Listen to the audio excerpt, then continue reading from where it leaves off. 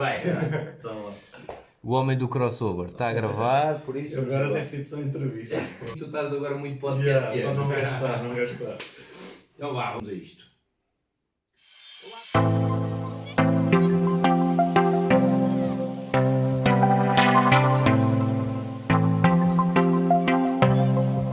Olá a todos, sejam bem-vindos a mais um episódio do Deu-me para Isto. Hoje tenho comigo um grande ídolo de infância, um grande jogador, neste caso um ex-jogador de basquete, Diogo Carreira. Diogo, muito obrigado por teres aceito o nosso convite de vir ao Deu-me para Isto, falar um bocadinho da tua história. Eu acho que não vamos propriamente já às questões do Deu-me para Isto, porque, Diogo, ontem estava aqui a pensar um bocadinho e começas a olhar um bocadinho para a idade, para a tua, para a minha e pensas assim, eu já conheço este artista pelo menos há 20 anos, não é? Já dos tempos remotos da paixão do basquete, tu nesta altura já eras um jovem adulto. Como é que começou essa paixão do basquete? Ainda da cidade natal, da nossa cidade natal, não é? Olha, primeiro agradecer o convite, já era um namoro antigo, finalmente consegui contratualizá-lo. Embora aqui um bocadinho rouco, mas cá estou. Sim, eu lembro muito bem de andar no Seixal a jogar e tu seres um miúdo que andava ali e que já gostava muito também do jogo. Sim. E da bola e também trabalhei diretamente com o teu pai que cuidava do nosso físico. Um grande abraço. Tenho saudades dele. E é isso, acho que sim, e é muito engraçado agora termos reencontrado depois disso, dessa fase, já com filhos, já com mais cabelos brancos, mas pronto, é com prazer que temos falado ultimamente mais e agora estar aqui neste teu projeto, que dou-te os parabéns. Obrigado. Acho que tem corrido super bem e eu tenho acompanhado de perto. Então como é que o Diogo se mete no mundo do basquete? Família, amigos? Sim, eu venho de uma terra, embora não tenha nascido no Barreiro, nasci em Oeiras, onde moro agora, é giro, que agora voltei onde nasci. As coisas da vida. Sim, mas depois, muito pequenino, fui para o Barreiro, que é uma terra de basquete onde toda a gente tem, ou um pai que jogou, ou um primo, ou enfim, um familiar. Nas escolas também, além de haver o pessoal a jogar a bola, mas há sempre uma tabela, há uma bola, cultura de basquete no Barreiro. E o meu pai foi jogador do Barreirense e da Académica, mas nunca forçou e eu experimentei vários desportos e depois é um primo que me leva um dia para experimentar o basquete. Eu lembro-me que na altura nem gostei muito porque achei difícil, ele era um bocadinho mais velho que eu e eu fui treinar com os mais velhos, já faziam muitas coisas e eu não conseguia, tive quase a desistir. Sim, no Barreirense. Mas depois comecei a ver que tinha algum jeito, a gostar, andava sempre com a bola debaixo do braço, na escola e em todo lado, íamos jogar a seguir aos treinos para alguns sítios que há no Barreiro muito característicos, como o bairro 6, que é a malta encontrava-se lá todos, os mais velhos, os mais novos, o António Tavares, por exemplo, enfim, e então é isso, acho que acabou por ser natural eu ir parar ao basquete e desde aí nunca mais larguei. Sim, eu na altura conheci-te, não no Barreirense, mas já no Seixal, como já referimos, nesta altura tu já estavas nos séniores também, depois tivemos ali um interregno quando tu sais do Seixal, já não me lembro, para Belenenses. Sim. Eu voltei ao Seixal 2 vezes, não sei qual terá sido essa, mas sim, eu andei sempre ali por clubes perto de Lisboa, sempre perto da família, nunca quis largar também a escola, enfim, e então foi Barreirense, Seixal, Belenenses, e depois então o Benfica. E pelo meio lá está, ias compensando entre aspas, mas ias sempre fazendo a ponte com a escola, tu também fizeste formação. Sim, eu sempre me matriculei, mesmo naqueles anos com já competições europeias, seleções, eu costumava brincar que ia lá almoçar à escola e fazer exames, mas nunca quis deixar. Fiquei ali a 5, 6 cadeiras e é uma coisa que eu penso, agora cada vez é mais difícil, mas gostava muito de terminar porque fiquei muito perto e foram tantas horas e tantas cadeiras que ficar ali tão perto, só que tenho aquelas coisas mais chatas agora para o fim, que são práticas e eu com 41 que tenho agora e 2 filhos em casa, não sei se tenho força já só falta um bocadinho para ir escalar e para ir fazer canoagem, enfim. Há que jogar aí com a saúde mental também. Sim. Mas estava a pensar, se calhar as pessoas que nos veem lá em casa e que não acompanham tanto o basquetebol nacional, se calhar conhecem mais o Diogo da última fase, e sendo que a última fase ainda foi muito prolongada, foi quando tu chegas ao Benfica e fazes quase uma década, não? Sim. O Benfica tem muita exposição, é natural que comecei a ser mais conhecido quando cheguei lá, depois ainda por cima cheguei a capitão de equipa. Exatamente. E há muito, sei lá, tem mais exposição, né? O capitão participa em alguns eventos, e o Benfica é o Benfica. Então foram 8 anos como jogador e depois mais 2 como team manager, como eles chamam, como diretor desportivo da equipa. Não sentiste na altura, quando foste para o Benfica, um bocadinho aquele peso da camisola? Isto pensando na malta mais jovem, quando faz essas. Hoje em dia há muito esta ideia de que as transferências são milhões, mas às vezes não se compensa tanto o lado da maturidade e o lado da parte mental. Que sentiste de alguma Olha, maneira? uma das coisas que eu alguma acho que me pressão? ajudou foi ter encarado essa fase para já perceber que estava, onde é que estava, com quem estava, porque nas outras equipas, e tu já falaste aí no Seixal, eu tinha mais protagonismo no sentido de decidir jogos, Sim, por exemplo, e exatamente. ali eu percebi rapidamente, tinha ali mais pessoal à volta, desde os americanos, a jogadores como o Sérgio Ramos, por Sim. exemplo, António Uma grande Tavares, referência, Miguel sim. Milhava, Elvis Évora, tínhamos ali um núcleo de portugueses muito forte e acho que fiz bem esse transfer de perceber que tinha que jogar de outra maneira e isso levou-me a rapidamente adaptar-me rápido e ficar muitos anos no clube. Também eu sempre fui benfiquista, tinha o sonho de chegar lá, acho que me fui preparando para isso e quando cheguei, obviamente que é diferente e nos primeiros jogos talvez e muitos jogos na televisão, por exemplo, coisa que noutros clubes não dá tantas vezes, Sim, eu mas acho lembro-me que na me adaptei altura havia rápido. a RTP2 que de vez em quando Dava um transmitia os jogo por jogos jornada maiores e muitas vezes e era o agora está Benfica. de volta também. Isso ainda bem. Mas acho que rapidamente consegui. Acho que via mais a coisa pelo orgulho que era vestir aquela camisola do que provavelmente o peso que ela tinha e depois foi uma transição tranquila. E depois como é que é sentir ao longo dos jogos, não é? Novamente, quem não acompanha o basquete, se calhar houve ali uns anos que o Benfica teve uma grande hegemonia em termos de orçamento, em termos de equipa, e muitas pessoas falavam que era fácil, não é? Entre aspas, ganhar um campeonato, mas em certos jogos havia sempre uma competição. Eu lembro, nomeadamente, agora ao Sporting mais recentemente, mas havia o Futebol Clube do Porto e jogar no Dragão ou jogar na Luz contra o eterno rival dava sempre aquele Sim, eu friozinho. lembro-me quando lá cheguei, os jogos obviamente eram especiais, mas depois da primeira vez que defrontámos o Porto, na altura não havia o Sporting, de facto sente-se ali a diferença.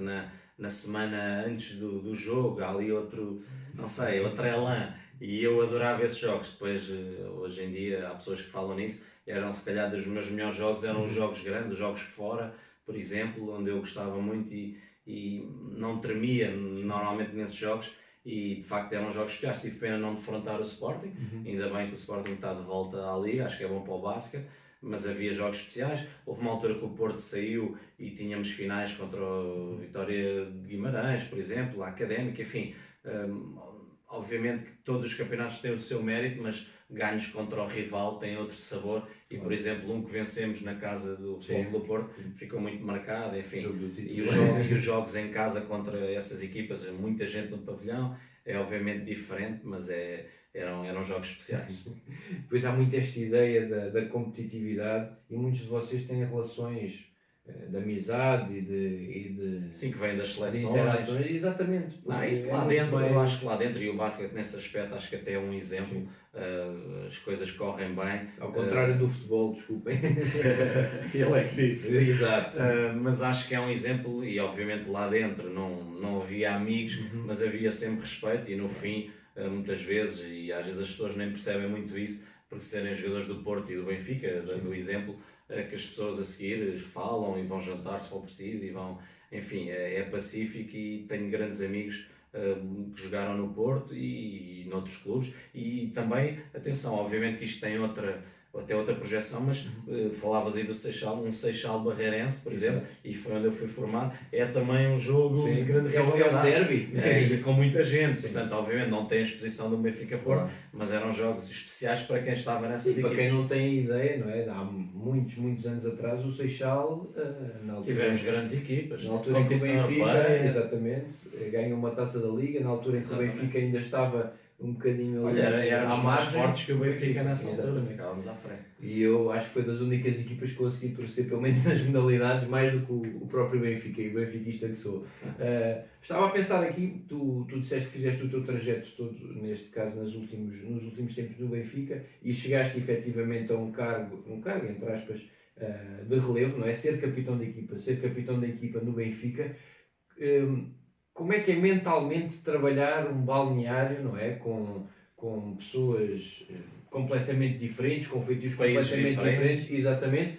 Como é que é o Diogo, capitão de equipa, chegar e muitas vezes ter que gerir, eu não diria propriamente conflitos, mas nem sempre é fácil estar num balneário em que se ganha, em que se perde, em que há algumas quesilhas, não é? E o capitão aí tem um papel fundamental. Sim, eu acho que em termos do desporto, mas não só, há vários tipos de liderança. Eu acho que há alguns que lideram e são mais vocais, por exemplo, de chamar a atenção, de reuniões, enfim. Outros, e eu acho que me enquadro mais nesses, lideram mais pelo exemplo, ou seja, eu era uma pessoa que respeitava toda a gente, que as pessoas me respeitavam, era se calhar dos primeiros a chegar, dos últimos a sair, ou seja, nas pequenas coisas, nas deslocações, enfim, tudo o que envolvia a equipa, eu acho que era, não vou dizer um exemplo, mas era alguém que eles podiam seguir aquilo que eu fazia, que acho que estava dentro do que se enquadra numa equipa profissional. E depois acho que era uma pessoa que se dava bem com toda a gente e que conseguia chegar às pessoas no sentido de resolver pequenos conflitos antes que eles se tornassem grandes. Mas havia situações difíceis. Um Benfica, eu costumo dizer que é o melhor clube para se ganhar, mas o pior para se perder. E sempre que havia uma derrota inesperada ou numa competição, as coisas abanavam e era preciso às vezes falar com a equipa, havia mais um ou outro jogador que fazia também esse papel, se calhar mais vocal, e eu mais noutro enquadramento. Portanto, acho que foi uma transição também normal. Eu era vice-capitão, depois com a saída do capitão fiquei eu responsável por isso, mas há que ter uma ligação. O Sérgio depois foi o Minhado e depois eu, e acho que há que ter uma ligação também com a equipa técnica importante e transmitir o que é que a equipa está a sentir. Há muito esta ideia que o capitão é a voz do... Sim, no fundo é o complemento e é o seguimento do treinador em pequenas coisas que o grupo está a sentir, ser o capitão que vai transmitir à equipa técnica e depois, se houver um bom relacionamento, as coisas correm bem. E depois há aqui outro papel que é começar a olhar, não é? Vice-capitão, capitão, os anos passam, não é? Não diria que a velhice chega, mas a idade de um velhice desportiva a velhice desportiva começa a chegar e começa a haver aquele momento que não sei de que forma é que tu foste gerindo ou pensando sobre este fim de carreira. Nós que estamos deste lado, muitas vezes começamos a olhar para o ponto de vista físico do jogador, não é? O jogador já não responde tanto. Como é que é, quem vive isso na primeira pessoa, como é que vai pensando e materializando isso? Eu, no meu caso, obviamente que ia sentindo que a idade ia avançando, mas eu acho que o que eu tentava era usufruir de cada segundinho que eu tinha ainda no treino, no jogo, e depois houve aqui uma situação que foi muito negativa, mas que me ajudou, que foi a lesão grave que eu tive, já com 35 anos, creio, e que me deixou fora dos campos mais do que um ano, e por um lado foi muito duro, até mentalmente, para recuperar, porque quando nos tiram o que mais gostamos, numa altura em que isso está quase a acabar, é muito difícil. Por outro lado, o estar tão fora preparou-me para o que vinha a seguir e fui-me habituando a não estar no dia-a-dia no balneário, estava na físio, a não jogar, a estar a ver o jogo de fora. Ou seja, houve ali uma transição mais pacífica, mas era ali um misto de sentimentos, era o querer jogar e ainda consegui e despedir-me dentro do campo, mas lá está, comecei-me também aí a ter tempo até para pensar e preparar um bocadinho o que é que viria a seguir. Isso é uma coisa que se vai materializando individualmente e em família, no teu núcleo duro de Claramente, pessoas próximas? Para já, quando me lesionei, o meu filho já estava na barriga, portanto deu para me distrair muito, acompanhar a gravidez, enfim, e estar super excitado por vir ali o primeiro filho. Havia um foco diferente. Havia um foco diferente, isso ajudou e eu separava muito bem a parte da recuperação com o resto, isso ajudou. E depois, claramente, a família e os amigos, até em conversas, o que é que vem a seguir, o que é que não vem. Eu fui sentindo também que poderia haver a hipótese de ficar no Benfica e isso animou-me bastante para não haver o tal corte e acho que acabou por ser uma transição pacífica. E o último dia em que se faz o último lançamento, lembras-te do último lançamento? Oficial, não é? Sim, tu vais brincando ainda. Lembro-me e isso é difícil, obviamente, ainda por cima não saí como queria, saí num ano em que perdemos o campeonato, o último jogo foi, olha, no Dragão, já falámos, com a vitória do Porto e sendo campeões eles, então foi difícil, a viagem para baixo foi de muitas emoções, mas lá está, isto o desporto é ganhar e Perder. perder. Eu felizmente foram 25 títulos no Benfica, 6 campeonatos em 8 anos, por isso acho que agora que olho Não para cabem trás, os anéis. agora que olho para trás, lembro-me, também me lembro muito dos que perdi porque esses ficam, mas obviamente foi muito positivo. E tu próprio dizias, essa preparação foi sido feita e havia esta perspectiva de não haver um corte radical com o basquetebol e tiveste esta oportunidade depois de ter um cargo de dirigente, técnico, não é? Sim, dirigente.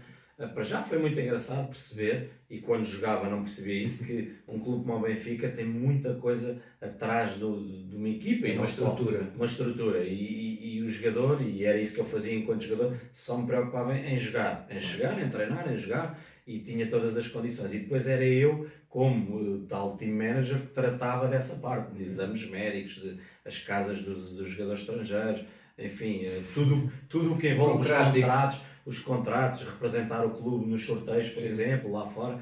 Ou seja, Quem está em casa parece que só vê aquela imagem, neste caso do Diogo nos sorteios, do Luizão nos sorteios da UEFA. Esta gente só vai ali tirar o papelinho, mas há muito mais trabalho. sim.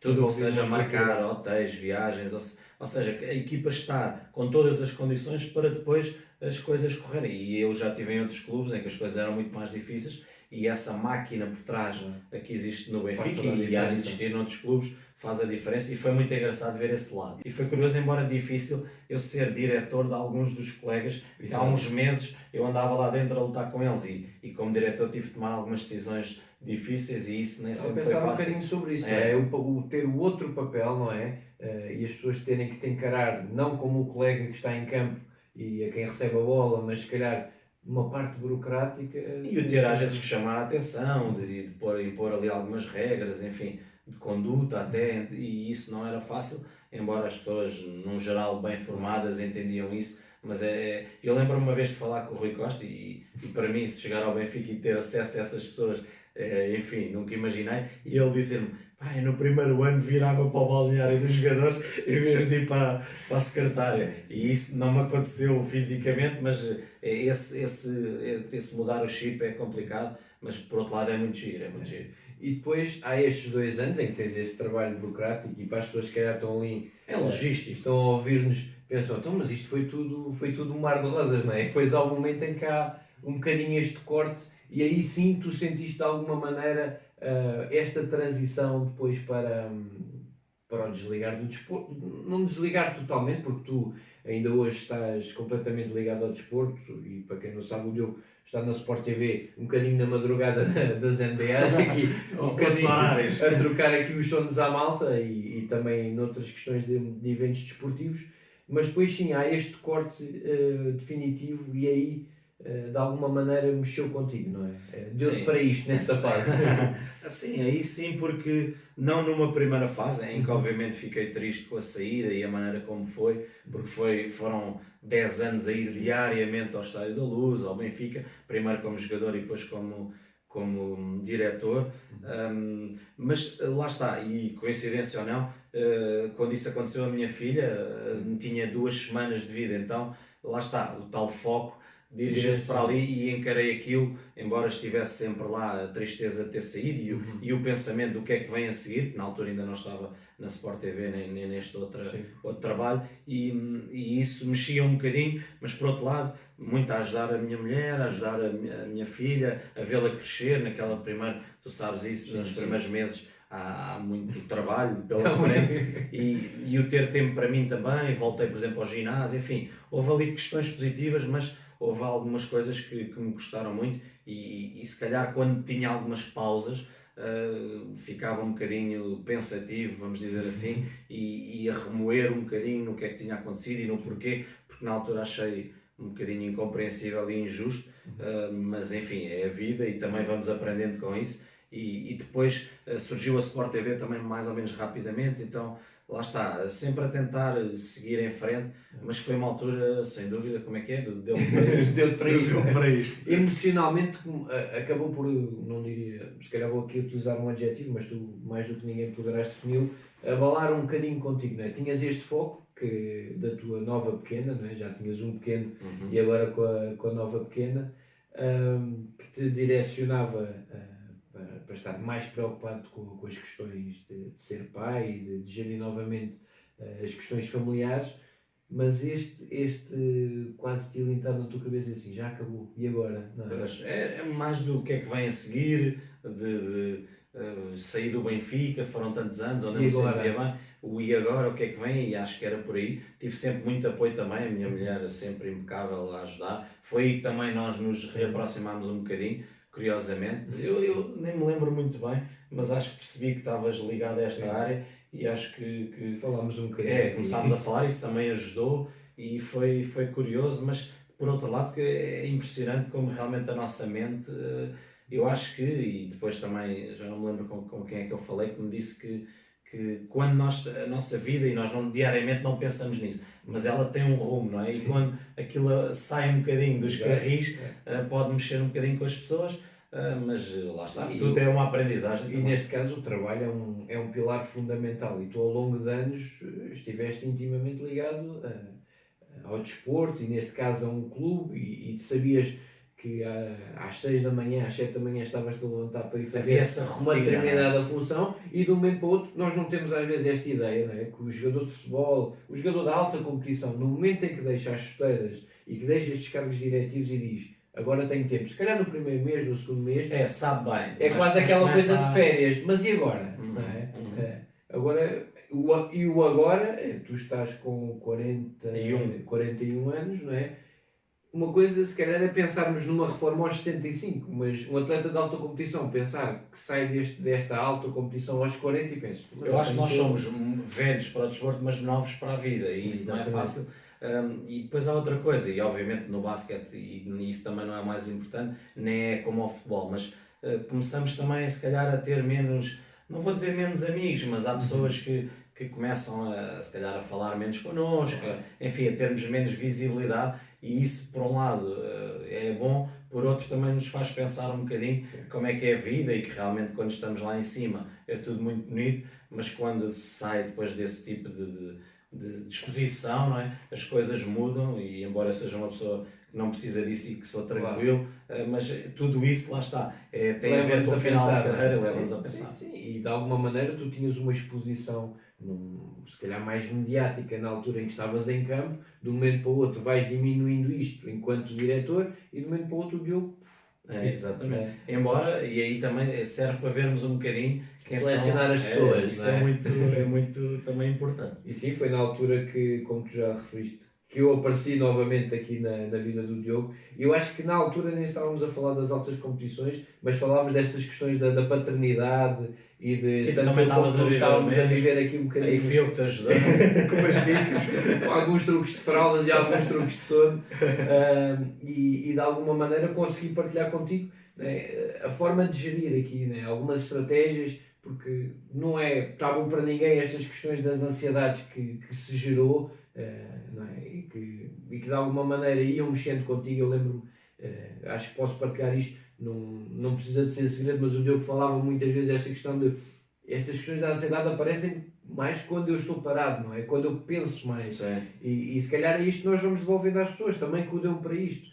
Se nós tivermos uma vida louca de trabalho, às vezes não temos tempo para pensar. E o Diogo, neste momento, teve mais tempo para pensar e de se questionar e de se dar para isto. E felizmente estás aqui hoje com projetos e com. E é bom ouvir a tua voz. Vida ocupada. Vida de pai, vida de documentador. É engraçado depois ouvir a voz e reconhecermos a voz do outro lado da televisão. Mas o Diogo, tal como muitos atletas de alta competição, estavam-me a lembrar, por exemplo, do André Gomes, que também já relatou uma situação das questões da saúde mental e agora teve uma lesão gravíssima. Eu acho que é muito o foco mental que os jogadores de alta competição depois chegavam, mais do que a recuperação física. Portanto, tu hoje estás aqui um bocadinho já, diria eu, já com a volta dada, não é? nestas questões, ou pelo menos com meia volta dada, e a forma como vais gerindo também vai sendo outra, não é? Sim, para mim é um campo muito engraçado e novo e não, nem sei bem, às vezes por palavras explicaram muito bem, são situações ali pontuais que acontecem, acho que lá está, depois é muito importante também conversarmos com amigos, com família, enfim, mas não quero também fazer disto, foi algo que eu acho que acaba por ser normal quando há um corte com algo que nós fizemos e depois lá está, uma coisa é, por exemplo, imaginemos uma pessoa que está há 20 anos a fazer uma coisa que nem gosta muito, se calhar se houver um Faz corte... um corte e faz uma coisa nova. Exato, ali não, é nós atletas fazemos e temos uma vida privilegiada, atenção, por isso é que eu não gosto muito de me queixar, acho que fazia aquilo que gostava, ainda por cima era pago para isso, mas depois quando nos retiram isso, seja pela idade, seja por outra coisa, não é realmente fácil. E depois, e desde que fui pai, isso acho que mudou muito, acho que também vem alguns medos enfim, de acontecer alguma coisa, de não conseguirmos dar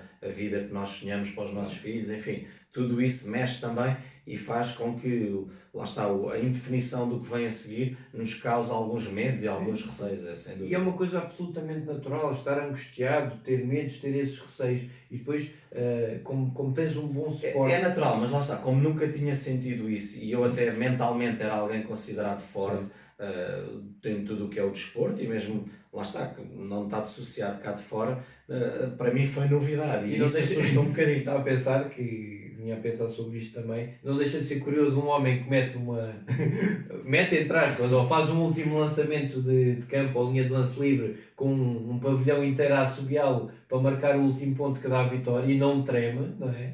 Como é que é depois olhar para isto e dizer assim, não, mas está a mandar para estas situações? Mas eu acho que aí... São coisas diferentes. Não, e coisas que nós controlamos, não é? Isso é que, olha, por exemplo, eu não gosto nada de voar, de andar de avião, lá está, porquê? Não sou eu que vou ali aos comandos, não controlo, então tudo isso gera um bocadinho de ansiedade. Isto para jogador de basquete que de vez em quando ia à Europa, estou a imaginar. Na Europa não são, mas embora, enfim, não sou daqueles que não entram, quando tem que ir vou, mas não vou descansar. Não és um BA do esquadrão.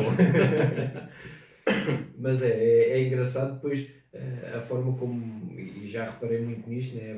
Porque vamos falando muito periodicamente destas situações, a forma como o teu suporte familiar também te ajuda, a Sara dá-te um grande apoio neste campo e a tua própria família. É porque ela também é ligada ao desporto, enfim, mas lá está, o corte com o Benfica também mexeu muito comigo por causa dela, porque ela trabalha no Benfica e nós víamos diariamente e agora vamos nos cruzando menos e isso para mim também é algo negativo, então, enfim, a saída do Benfica aqui é que eu acho que é o grande, abanou aqui com a estabilidade que eu tinha, mas lá está, como disseste e bem, já dei a volta, Sport TV, adoro, NBA, passei do sofá onde via os jogos de madrugada, agora estou lá, ainda por cima com pessoas amigas, pessoas do basquete.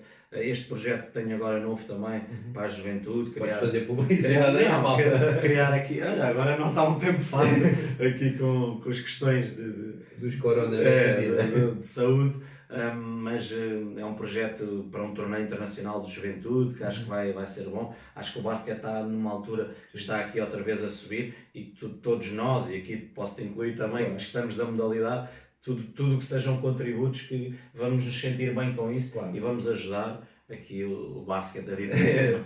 E para além do basquete, que última mensagem tens para as pessoas lá em casa? Se calhar muito direcionado para a malta que faz desporto, principalmente alta competição, que também já é esta perspectiva de fim de carreira, se calhar mais direcionados para eles, que mensagem é que tu darias? Uma mensagem importante, acho que, e obviamente que numa primeira fase não faz muito sentido, mas quando realmente sentimos que as coisas podem estar a chegar ao fim, em termos desportivos, a começar a planear, a rodear-nos de pessoas que nos possam ajudar, até com um conselho, enfim, começarmos a perspectivar o que é que vem aí a seguir, focarmos também noutro tipo de coisas. Quem tem filhos, obviamente que isso é mais fácil, eles ter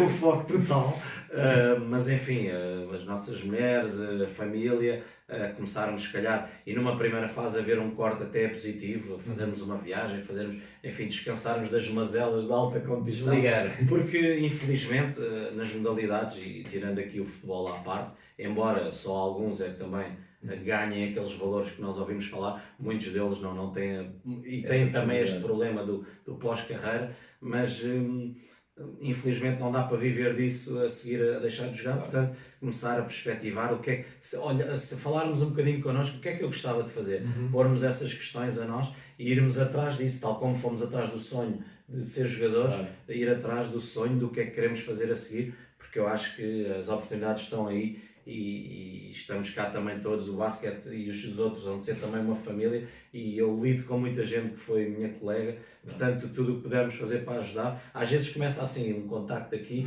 outro ali, e surgem coisas engraçadas para fazer, portanto é isso, é perspectivar um bocadinho o que vem a seguir, aproveitar cada segundinho do que estamos a fazer e depois as coisas correm bem. E Se não, são ligam ao André. Sim, estava a pensar sobre isto, porque estas questões de saúde mental se calhar deixaram de ser um bocadinho de para isto para ti, não é? Não achas? Não sei, diz-me tu, eu neste momento sinto-me tranquilo e lá está. Ainda agora já estamos aqui, já fui levar os miúdos à escola, a seguir vou trabalhar, à noite vou fazer os jogos, não tenho muito tempo para pensar, mas o basquete está sempre presente e isso é que é importante. E foste uma grande ajuda, mas lá está. Eu acho que também me consegui ajudar a mim próprio no sentido de perceber, ok, isto abanou aqui um bocadinho, vamos seguir e vamos focar no que é E importante. percebes que também depende de ti, depende de cada um, depende de cada pessoa também dar um bocadinho esta volta. Pode ter ajuda técnica, mas se a pessoa não quiser e não quiser gerir ou não tiver vontade de mudar também, não se faz aqui um grande trabalho. É fundamental. Portanto, com este trabalho feito e com este caríssimo apresentado e com um grande testemunho, obviamente. Agora vamos jogar um bocadinho. Não sei, ainda é capaz de me dar assim uma grande abada. Não sei, não tenho a certeza. Diogo, muito obrigado por teres estado aqui presente, por teres dado aqui este grande testemunho também à malta da alta competição, à malta do basquete, mas também ao público em geral, que te conheceu um bocadinho melhor, percebeu um bocadinho também o que é estar do outro lado da alta competição, esta transição de jogador para diretor técnico, de diretor técnico para homem de casa novamente, esta reformulação constante também que vamos fazendo na nossa vida, porque ela não vai sempre numa linha reta, tem assim as suas curvinhas. Eu acho que o Diogo, como um homem do crossover, como eu via uma entrevista aqui há pouco tempo, conseguiste fintar aqui as tuas questões do deu para isto e da ansiedade, portanto só temos a ganhar. Diogo, muito obrigado. Vou lá mais 5. Boa sorte aí para o teu projeto. Obrigado, igualmente. Quanto a nós, ficamos por aqui com mais um convidado.